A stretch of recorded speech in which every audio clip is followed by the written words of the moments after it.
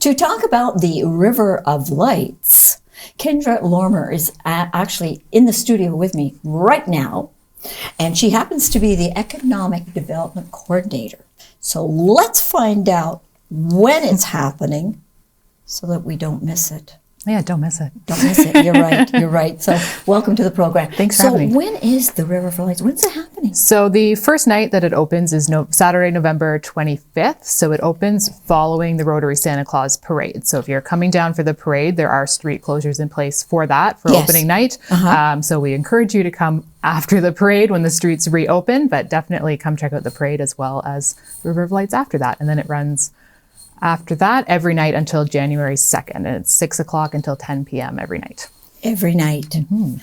So should people actually use their vehicle to go around? It's at Blockhouse, is it not? Yes, it's at Blockhouse Island.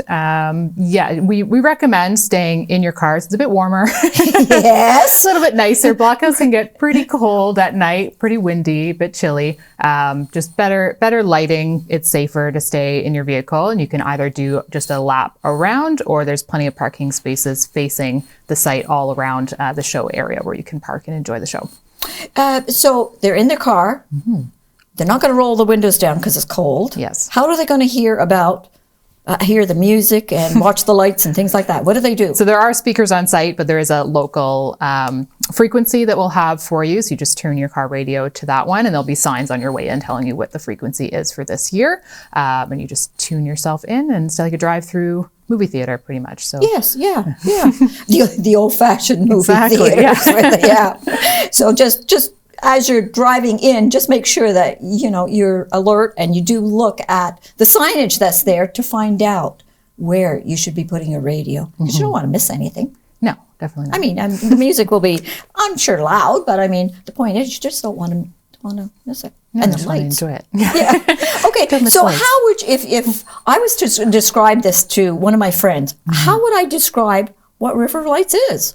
So it's a pretty unique experience compared to some other light shows.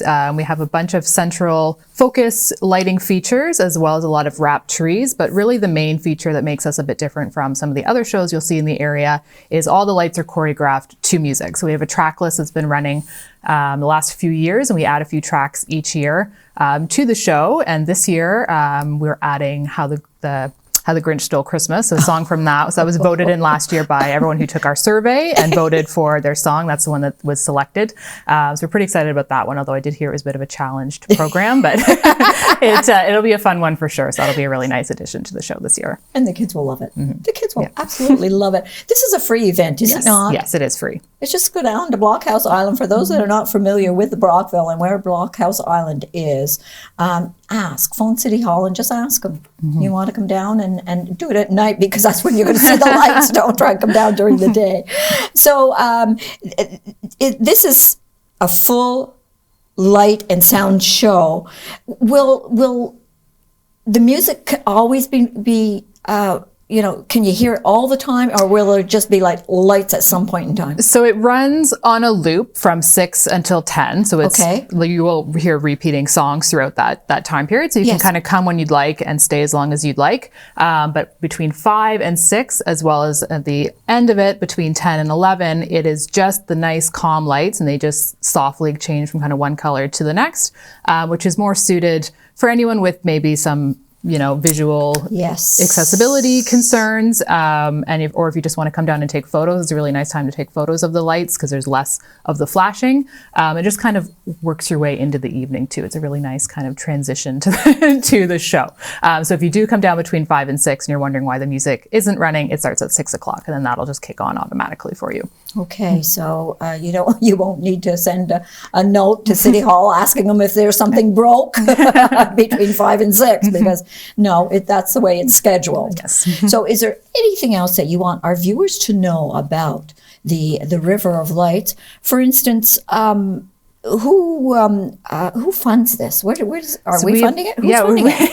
We have a number of really generous sponsors, including Cogeco and YourTV Brockville, one of our sponsors, but it's presented by CanArm, so they're our title sponsor. So they get some extra perks for sponsoring, and they get their logo shown on our central feature during the show, some audio features there, as well as a number of really generous companies in the community who have contributed towards this. And then we also have some funding from the Government of Ontario. They've pitched in as well to help bring our show to life again this year. That's wonderful that they do that. Yeah, there again, this community is so supportive of any of the initiatives that take place. Yeah, we have a really generous community, and our business community really steps up to make sure that I appreciate you coming in and sitting down with me and talking about the River of Lights, because it's something that it's really nice. It's really nice. Go to the Santa Claus parade and then go down to the lights. Yeah, it's a perfect little kick off to the holiday season. Well, it is indeed. Thank you for sitting down with me.